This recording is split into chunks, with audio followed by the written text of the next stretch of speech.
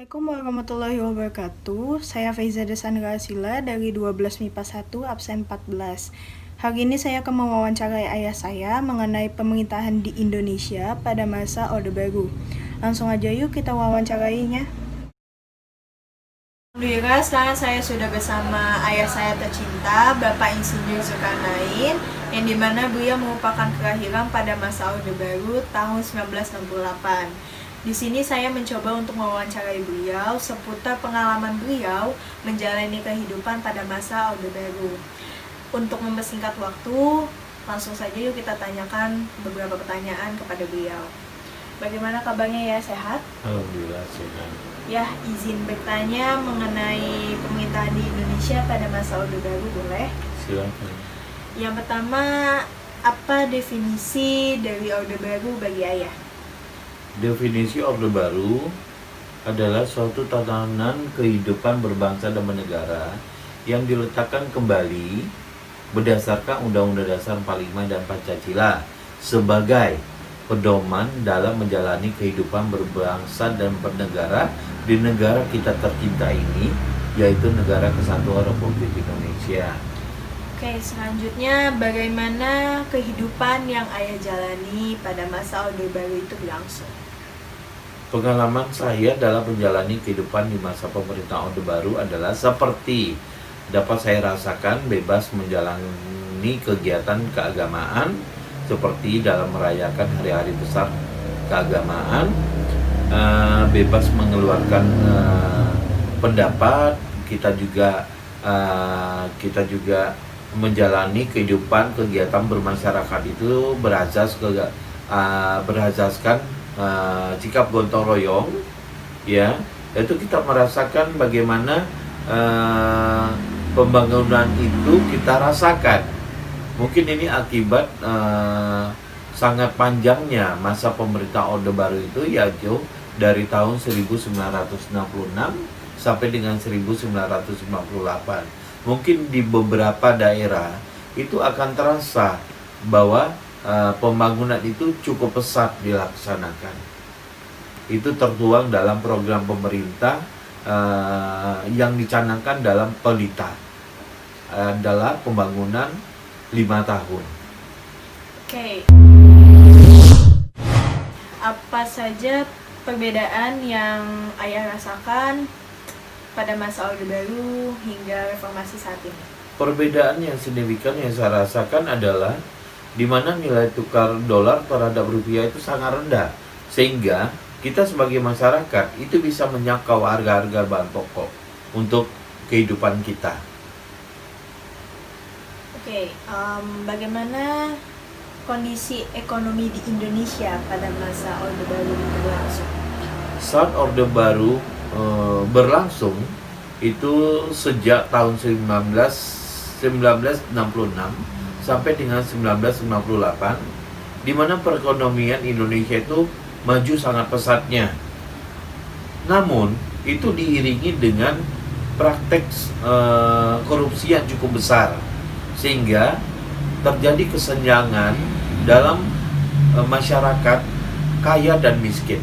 Itu terasa sekali perbedaannya. Yang kaya makin kaya, yang miskin makin miskin. Selanjutnya, pada masa Orde Baru itu kan pasti ada efek positif dan efek negatif yang dirasakan oleh masyarakat di Indonesia. Menurut ayah, efek positif dan negatif yang dirasakan pada saat itu apa saja? Baik, saya mencoba untuk membicarakan efek positif terlebih dahulu. Akibat pemerintah yang lama atau panjang mengakibatkan pembangunan menjadi kita rasakan berkesinambungan, karena pemerintah melaksanakan program yang dinamakan adalah Pelita, yaitu pembangunan 5 tahun secara terus menerus, mulai dari Pelita 1 hingga Pelita 6, yang mana masyarakat sangat merasakan faedahnya. Akibat pembangunan yang dilaksanakan secara 5 tahun secara terus menerus selama 32 tahun, yang mana dititikberatkan pada sektor pertanian, yang mana negara Indonesia ini terkenal sebagai negara agraris, ya. Di sini membuahkan hasil yang manis dan mengantarkan nama Indonesia itu sebagai negara yang bisa bersuasembada beras. Dengan Indonesia bisa bersuasembada beras, maka para petani menjadi sejahtera, yang secara otomatis ini akan menyebabkan efek yang positif, menurunnya angka kemiskinan di Indonesia. Selanjutnya adalah penyebaran fasilitas pelayanan kesehatan yang cukup dirasakan di beberapa daerah. Hal ini terbukti dengan dibangunnya beberapa fasilitas kesehatan semacam puskesmas di beberapa daerah, sehingga masyarakat merasakan manfaatnya, mendapatkan pelayanan kesehatan yang cukup baik. Namun ada efek positif, ada juga efek negatif. Efek negatifnya apa saja? Yang saya rasakan adalah di sini praktek KKN itu sangat marak sekali, baik itu di pemerintahan maupun di mana saja. Selanjutnya adalah sering terjadi pelanggaran hak asasi manusia karena dirasakan bagi rakyat yang dianggap sangat-sangat ekstrim atau menentang program pemerintah, ini bisa dilakukan tindakan secara kekerasan. Sering kita rasakan orang ini menghilang tanpa tahu kita di mana keberadaannya. Mungkin hingga saat ini ada beberapa dari mereka yang belum diketahui keberadaannya, apakah masih hidup atau sudah tiada. Pihak keluarga juga sering mempertanyakannya. Selanjutnya adalah kita rasakan minim sekali nilai-nilai demokrasi yang kita rasakan di masa pemerintah Orde Baru. Karena sini keputusan itu mungkin diputuskan oleh pihak-pihak tertentu saja. Demikian. Oke ya, pertanyaan terakhir. Kebijakan politik yang terjadi di masa Orde Baru pada saat itu apa saja? Yang saya tahu adalah ada beberapa. Pertama adalah pembentukan Kabinet Pembangunan. Kabinet pertama yang dibentuk pada masa peralihan kekuasaan dari Orde Lama kepada Orde Baru adalah Kabinet Ampera.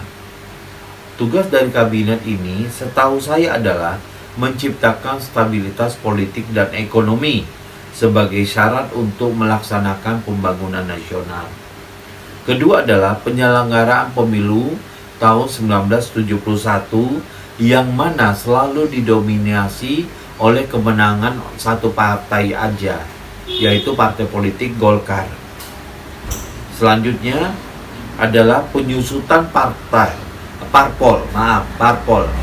politik yang hanya menjadi 3 partai politik aja, yaitu Golkar, P3, dan PDI. Selanjutnya di sini terlihat Indonesia kembali memasuki keanggotaan PBB yang sudah lama tidak masuk sebagai anggota PBB. Demikian wawancara yang saya lakukan dengan ayah saya tercinta. Terima kasih telah menonton video ini. Semoga apa yang disampaikan oleh beliau dapat bermanfaat dan menjadi acuan kita untuk menjadi lebih baik lagi untuk kedepannya. Sekian dari saya, kurang lebihnya mohon maaf. Wassalamualaikum warahmatullahi wabarakatuh.